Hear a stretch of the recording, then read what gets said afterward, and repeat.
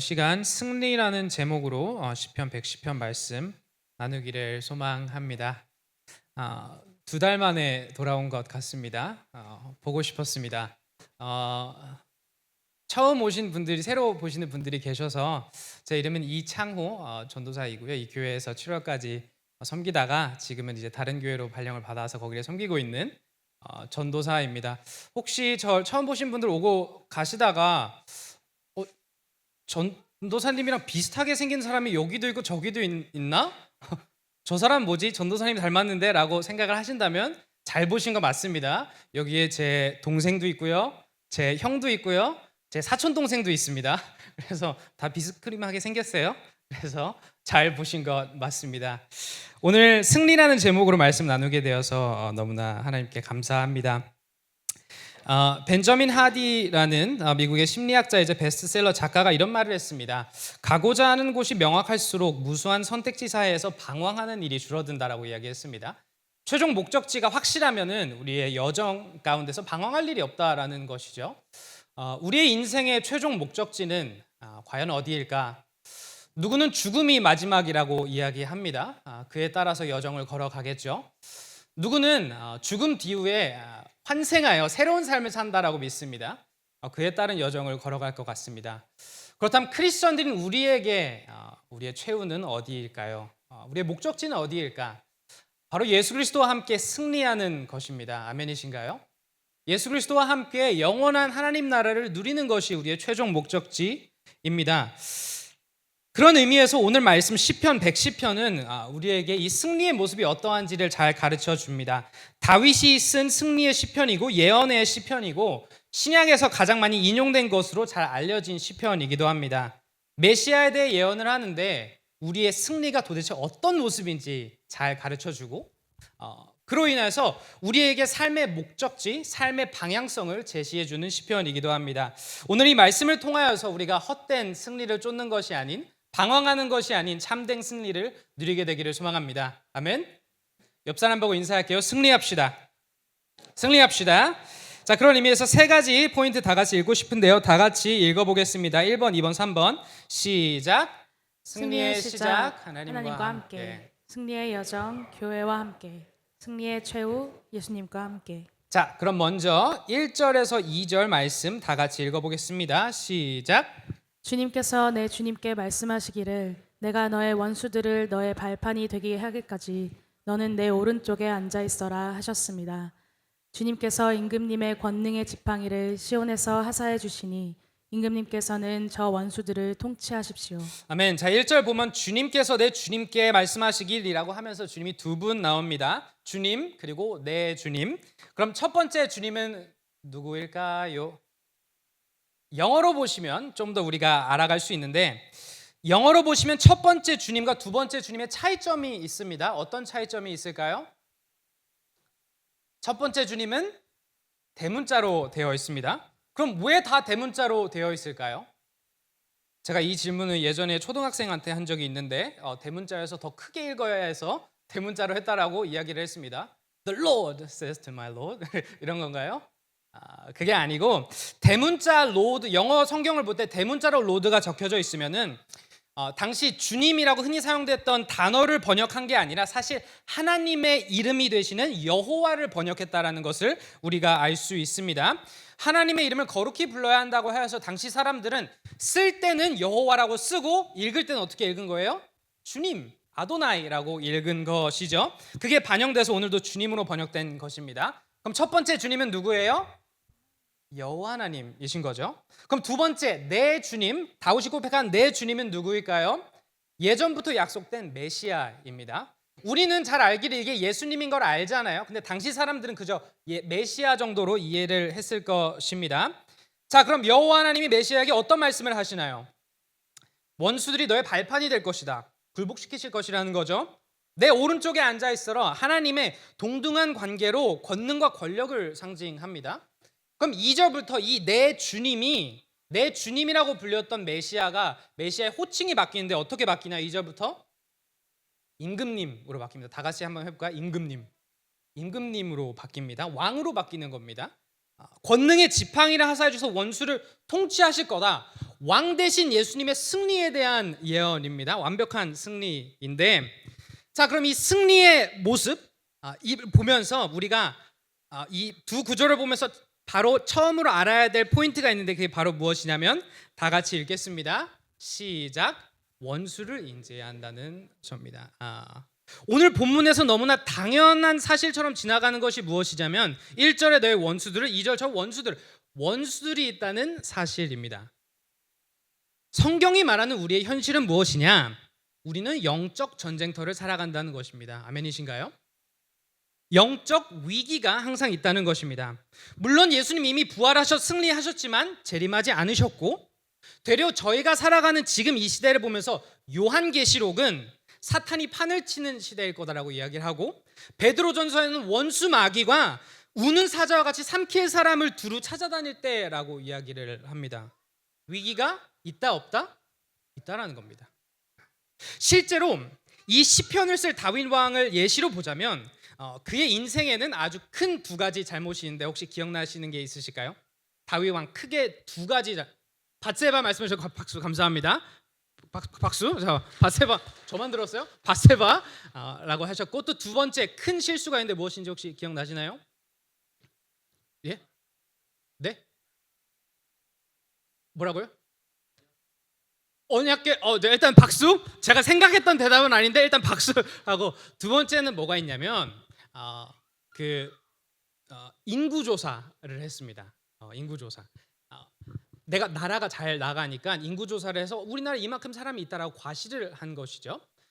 그럼 이 두 가지 인생에서도 기록될 만큼 큰 잘못을 저질렀을 때 다윗의 상황은 어땠냐면, 한국말로 표현을 하자면은 등 따숩고 배불렀었습니다. 이해되시나요? 그런 말도 있지 않습니까? 위기가 위기인 것을 모르는 게 가장 큰 위기다라는 말도 있지 않습니까?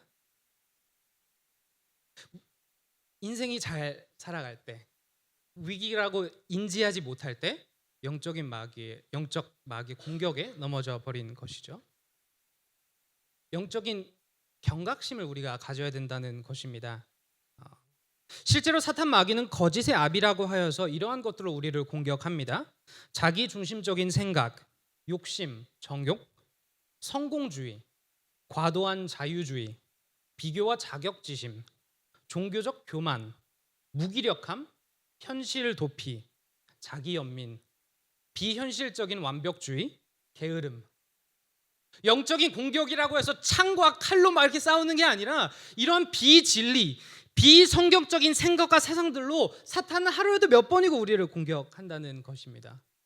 그러니 우리가 깨어 있어야 한다는 것이죠. 그렇다면 여러분들 삶 속에는 어떤 원수들이 지금 있나요? 영적인 경각심을 갖고 살아가고 계신가요? 이 시간 다시금 우리가 영적으로 긴장하게 되기를 소망합니다. 아멘.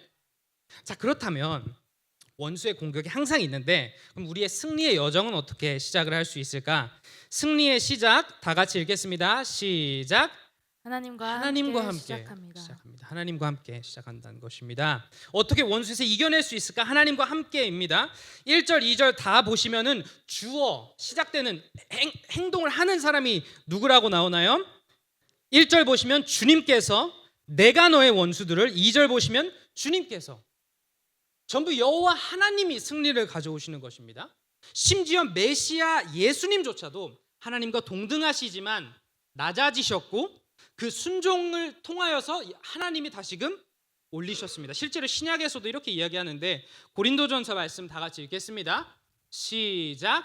하나님께서 주심을 살리셨으니 그의 권능으로 우리도 살리실 것입니다. 빌립보서도 이어서 읽겠습니다. 시작. 자기를 낮추시고 죽기까지 순종하셨으니 곧 십자가에 죽기까지 하셨습니다.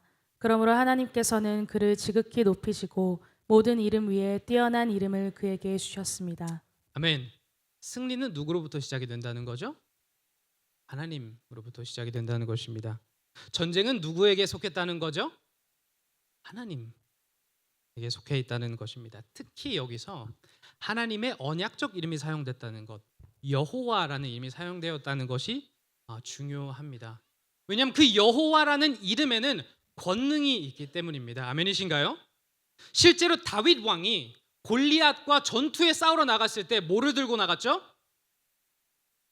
여호와의 이름을 붙잡고 나아갔습니다. 아멘이신가요? 그리고 이 권능의 여호와의 이름은 신약으로 넘어와서 그리스도의 이름, 그 권능의 이름이 되었고, 그래서 사도들도 사역을 나갈 때 금과 은은 내게 없으나 예수 그리스도의 이름으로 명하노니 일어나 걸으라 라고 이야기하지 않았습니까? 그리고 이 똑같은 권능의 이름, 여호와의 이름이었던 그 권능의 이름, 그리스도의 이름이었던 권능의 이름이 우리들에게도 주어졌고, 그 권능의 이름을 붙잡을 수 있는 방법을 주셨는데 그게 바로 무엇이죠? 기도입니다. 다 같이 외쳐볼까요? 기도. 그래서 우리가 기도를 마무리할 때 어떻게 마무리를 하죠? 예수 그리스도의 이름으로 기도하였습니다. 제가 요즘에 몸과 마음, 사실 살이 너무 쪄서 배드민턴을 치기 시작했습니다. 조깅을 하려고 했는데 너무 재미없어서 못 뛰겠더라고요. 한 2km 뛰면은 막 몸이 막 거부 반응이 나서 배드민턴을 하기 시작을 했습니다. 그래서 막 배우기 시작했어요. 코치님이 항상 저에게 하시는 말씀이 있습니다. 제발 힘 좀 빼라고 이야기를 합니다. 뭔 말인지 모르겠어요. 지금도 사실 막 힘을 빼래요. 자꾸 이거를 쳐야 되는데 어떻게 힘을 빼지? 힘을 빼면 넘어지는 거 아닌가? 이런 생각도 든단 말이에요. 근데 모든 운동을 해도 사실 힘을 빼라 자주 듣는 이야기이지 않습니까?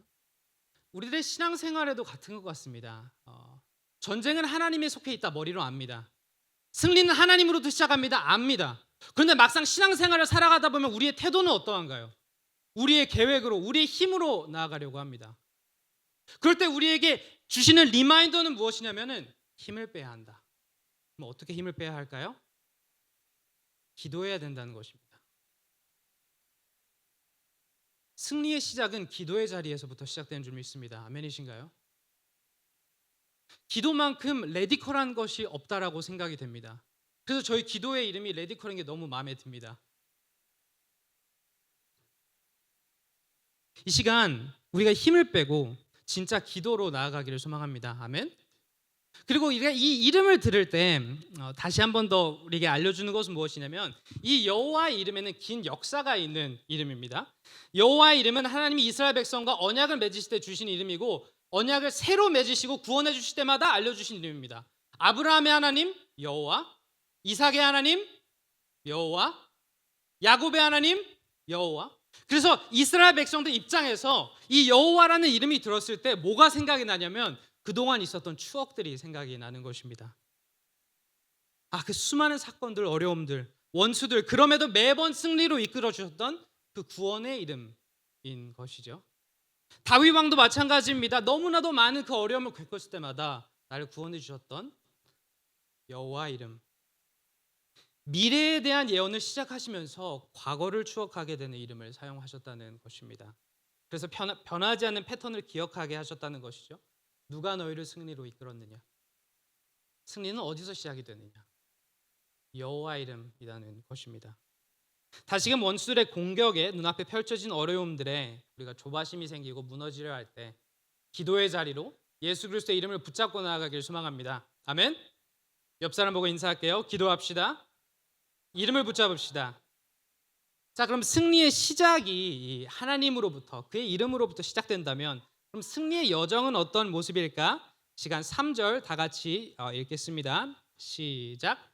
임금님께서 거룩한 산에서 군대를 이끌고 전쟁터로 나가시는 날에 임금님의 백성이 즐거이 헌신하고 아침 동이 틀 때에 새벽 이슬이 맺히듯이 젊은이들이 임금님께로 모여들 것입니다. 아멘. 예수님이 군대를 이끌어가는 그런 장면입니다. 제가 자주 읽는 저자 중에 사이먼 시넥이라는 저자가 있습니다. 사이먼 시넥, 리더십에 대해서 가르친 사람인데요. 2014년도에 그는 리더는 마지막에 먹는다라는 책을 썼습니다. 어떤 내용이냐면 어떤 리더십이 가장 효과적인가? 인간은 어떤 리더십 아래 가장 하나가 되고 앞으로 나아갈 수 있는가? 능력이 있는 리더인가? 업적이 화려한 리더인가? 아니면 요즘 MBTI F 공감을 잘해주는 리더인가? 그런 것을 뛰어넘는 요소가 있는데 바로 신뢰라고 이야기를 합니다. 신뢰에 기반한 리더십이 가장 강력하다라고 이야기를 합니다. 실제로 책의 이름 리더는 마지막에 먹는다는 미국의 성공적인 군대인 해병대 부대의 문화를 따서 지은 것인데 미국의 해병대에는 리더가 자신의 부하들보다 나중에 밥을 먹는다라고 합니다. 부하들이 다 먹는 것을 먼저 챙기고 그 다음에 밥을 먹는 것이죠. 그런 모습으로 신뢰를 쌓아서 그 신뢰를 기반으로 진실된 헌신, 하나가 된다는 것입니다. 깊은 신뢰와 유대감이 문화가 되는 조직이 된다는 것이죠. 그래서 실제로 미국 해병대 한 병사를 인터뷰했는데 그는 나의 동료를 저버리느니 차라리 죽음을 택하겠다라고도 이야기했다고 합니다. 왜 이야기를 하냐면 아마 이런 모습이 오늘 3절에 나오는 모습과 흡사하지 않을까 생각이 됩니다. 3절을 보면은 임금님이 전쟁터로 나가시는데 혼자 나가시나요? 군대와 함께 나아가시죠. 그럼 이 군대는 무엇을 상징할까요? 교회를 상징합니다. 그럼 이 군대의 모습이 어떠하냐면 모두가 즐거이 헌신하여 자진해서 가는 군대입니다. 믿기 힘드시죠? 근데 그렇다고 하네요. 그렇죠? 믿기 힘들어도 아멘으로 화답을 하셔야 합니다. 나아가 이 군대의 모습 어떠냐? 새벽 이슬처럼 생명력이 있고 젊은이들이 모인다고 하는데 시적인 표현으로 모두 열정 넘치게 기꺼이 모인다. 기쁨이 넘치는 하나된 모습이라는 것이죠. 우리를 위하여 십자가 못 박혀 돌아가신 예수님, 왕 되신 예수님 아래 우리가 이런 모습의 군대로 승리하고 나아간다라는 것입니다. 여기서 우리는 승리의 여정에 대해서 배우게 되는데 다 같이 읽겠습니다. 시작. 교회와 함께 나아갑니다. 나아간다는 것입니다. 실제로 하나님은 항상 동역자들을 허락해 주셨고 다윗에게 조나단, 모세에게 아론, 여호수아에게 갈렙, 바울에게 바나바라는 동역자들 함께 승리를 누리는 모습을 주셨다는 것이죠. 교회 개척 초창기 때 한 3, 4년 전에 정말 처음 전도사로 사역을 하면서 매주 너무 정신이 없었던 때가 있습니다. 그러니까 뭔가 사역은 많아서 막 분주하긴 한데 제가 지금 뭘 하고 있는지 몰랐던 시절입니다. 너무 긴장을 해서 매주가 무아지경이었습니다. 항상 너무 긴장을 해서 성도님들이 와서 이렇게 농담을 하셔도 너무 긴장하면 그런 거 있잖아요. 지금 이게 농담인가 진담인가 구분 안 되는 거 아시죠? 그러니까 웃어야 되나? 웃었다가 상처받으시면 어떡하지? 웃으면 안 되나? 안 우셨다가 또 상처받으면 어떡하지?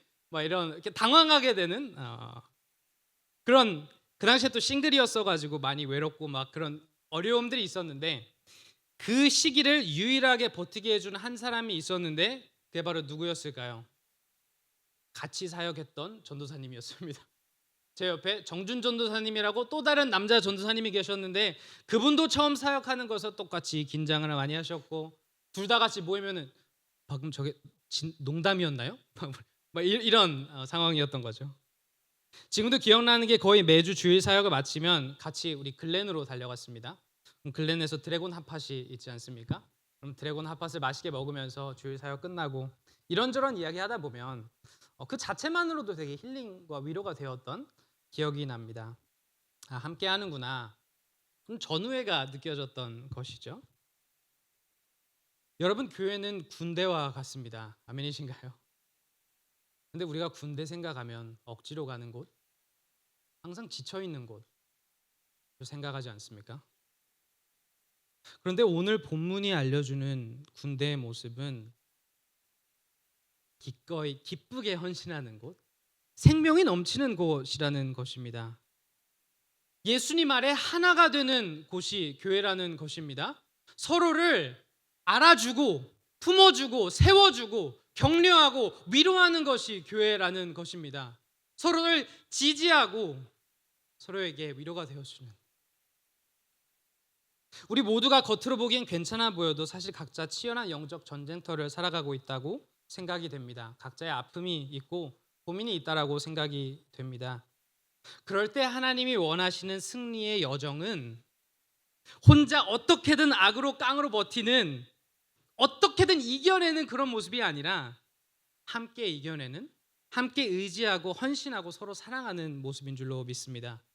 여러분들은 혼자가 아닙니다. 혼자 고군분투하시는 것이 아닌 예수님과 함께 우리 서로 함께 이겨내시기를 소망합니다. 아멘.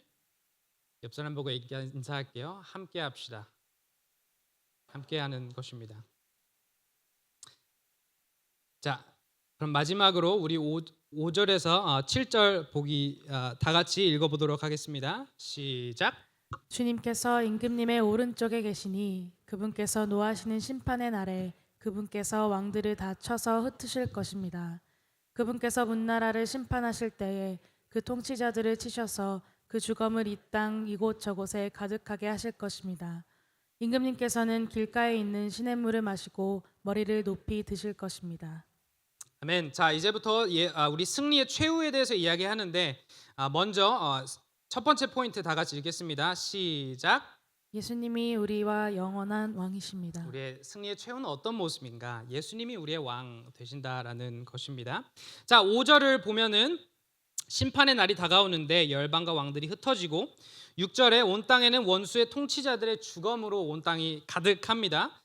7절 보시면 오로지 한 분 임금님이신 예수님이 남아 계신데 무엇을 하고 계시죠? 시냇물을 마시고 계십니다. 이 시냇물 마신다는 것은 안식을 누리고 있다는 뜻이고 머리를 드셨다고 하는데 이것은 승리, 권위를 뜻하는 것이죠. 그러니까 오직 한 명의 왕이 남아서 승리하였는데 그게 바로 누구다? 예수님이다라는 것입니다. 결국 예수님이 승리하시는 것이죠. 예수님이 우리의 왕이시라는 것이 우리의 승리의 최후이고 이것이 우리의 소망이라는 것입니다. 우리의 최후 승리의 모습이라는 것입니다. 그리고 예수님이 우리의 왕이시라는 것을 우리가 다시 한번 묵상하면서 당연히 여기면 안 되는 것 같습니다. 사사기의 핵심을 생각해 보면 왕이 없어 소견대로 각자 살았던 것이고 그것의 결말은 결국 악해지고 무너졌던 모습을 봅니다. 제가 요즘 교회 역사를 깊이 공부하면서 리더의 중요성에 대해서 누가 이 공동체를 이끌고 다스리고 있느냐 그 리더십에 대해서 참 리더의 중요성에 대해서 더더욱 느끼고 있습니다. 리더가 잘못되면 공동체가 무너지는 것은 한순간인 것을 많이 교회 역사를 통해서 또한 보았습니다. 회사도 마찬가지로 CEO가 잘못 서면은 무너집니다. 교회도 마찬가지이겠죠. 그런데서 우리가 기억해야 하는 것은 우리는 변한다. 사람은 약하다라는 사실입니다. 사람은 무너집니다. 우리의 인생도 마찬가지입니다. 우리가 왕이 되어서 내가 원하는 대로 살면 좋을 것 같지만 그게 아니다라는 것이죠. 내 인생조차도 내가 왕의 자리를 차지하는 순간 무너진다라는 것입니다. 그러나 교회의 승리의 최후가 된 소망이 되는 것은 무엇이냐면 우리의 왕은 예수님이다라는 것이죠. 그의 다스림이고 축복이고 소망이다라는 것입니다. 그 왕 대신 예수님이 우리와 함께 계신다라는 것이죠. 그리고 두 번째 포인트 다시 한번 두 번째 다 같이 읽겠습니다. 시작. 예수님이 우리의 영원한 제사장이십니다. 예수님이 우리의 왕 되신 것이 우리의 승리의 마지막 모습이라면 예수님이 우리와 함께 하시는데 왕으로만 함께 하시는 것이 아니라 제사장으로도 함께 하십니다. 우리 4절로 돌아가서 4절 다 같이 읽겠습니다. 시작. 주님께서 맹세하시기를 너는 멜기세덱을 따른 영원한 제사장이다 하셨으니 그 뜻을 바꾸지 않으실 것입니다. 주님이 맹세하시고 뜻을 바꾸지 않으실 것이 있는데 그것이 바로 무엇이냐면 예수님이 멜기세덱을 따른 영원한 제사장이 된다는 것입니다. 그럼 멜기세덱은 누구, 제사장은 무엇일까? 멜기세덱에 대해 이야기할 건 사실 너무나도 많지만 시간이 부족하니 궁금하신 분들이 히브리서 5장에서 7장 읽어보시길 추천드리고 오늘 우리가 살펴봐야 될 사실은 무엇이냐면 멜기세덱은 왕인 동시에 제사장이었다는 사실입니다. 왕으로서 나라를 땅을 다스렸지만 동시에 제사장으로서 하나님과 사람들의 관계를 연결해주고 중보해줬다는 것이죠. 이처럼 메시아 예수님이 영원한 제사장이라는 것은 우리와 하나님과의 관계를 영원히 부족함 없이 연결해 주신다라는 것입니다. 저는 전도사가 되고 설교도 하고 성경을 가르치기 시작하면은 신앙 지키는 것이 더 쉬워질 줄 알았습니다. 근데 막상 살아보니까 아니더라고요. 신앙을 지키는 것, 말씀과 기도 같은 기본기를 지키는 것, 세상 유혹의 마음을 빼앗기지 않는 것, 하나님을 더 사랑하고 의존하는 것, 이 관계를 끝까지 소중히 여기는 것, 이런 것들이 저의 죄성 가운데 참으로 연약하고 부족한 제 자신을 발견하게 됐다라는 것입니다. 예배를 시작했을 때 여러분들은 어떤 승리를 누리셨나요? 라고 물어봤을 때 조금은 어색하지 않으셨습니까? 우리가 우리 자신을 바라보다 보면 승리자의 모습보다는 패배자의 모습을 발견할 때가 너무나 많은 것 같습니다. 나는 왜 이 정도밖에 안 될까? 예수님이 왕이시고 예수님이 통치하시고 다스리실 것이다 라는 소식이 좋은데, 문제는 무엇이냐면 우리의 죄성이, 죄인된 우리는 알아도 예수님을 따라 살지 않는다라는 것입니다. 그래서 로마서 7장에 사도 바울이 고백하기를 나는 정답을 알아도 정답대로 행하지 않는다, 원통한다라고 고백을 하죠. 우리에게 달려 있다라면 승리에 대한 소망은 없다라는 것입니다. 우리에게 달려 있었더라면 최후는 승리가 아닐 것이다라는 것이죠. 그런데 예수님이 왕으로서만 이 땅에 오신 게 아니라 제사장으로 이 땅에 오셨다라는 거고, 제사장으로서 우리를 끝까지 붙잡아 주신다라는 것입니다. 우리가 넘어져도, 우리가 패배해도, 우리가 때로는 연약해서 이 관계를 놓아버리고 무너지는 것 같아도 예수님이 우리를 붙잡아 주신다라는 것이죠. 그래서 우리의 승리의 최후는 예수님과 함께 하는데, 예수님이 왕으로서 또는 제사장으로서 함께 해주신다는 것입니다. 이 승리의 최후를 붙잡고 나아가시는 우리 모두 되길 소망합니다. 아멘. 말씀을 마치면서 승리에 대해서 나눠보았습니다. 승리의 시작은 여호와 하나님으로부터 시작이 되고, 승리의 여정은 교회와 함께하고, 또한 승리의 최후는 우리의 제사장이자 왕 되신 예수님과 함께 합니다. 누구는 승리를 생각할 때 개인의 승리를 생각하는 것 같습니다. 개인의 목표, 성공만을 생각하는 것 같습니다. 혼자서 승리한다, 혼자서 승리해야 된다 생각하는 것 같습니다. 하지만 성경이 말하는 승리는 혼자가 아닙니다. 하나님과 함께 시작되는 승리입니다. 교회와 함께 걸어가는 승리의 여정입니다. 그리고 예수님과 함께 영원히 승리의 최후를 맞이하는 것입니다. 진짜 승리는 함께하는 것인 것 같습니다. 삼위일체 하나님과 함께하는 것이고 교회와 함께하는 것입니다. 우리는 다시금 삶의 영적 전쟁터로 나아가게 될 텐데, 부디 홀로 싸우지 마시고 하나님과 함께 승리하시길 바라고 교회와 함께 승리하시기를 간절히 축복합니다. 아멘. 시간 다 같이 찬양하겠습니다.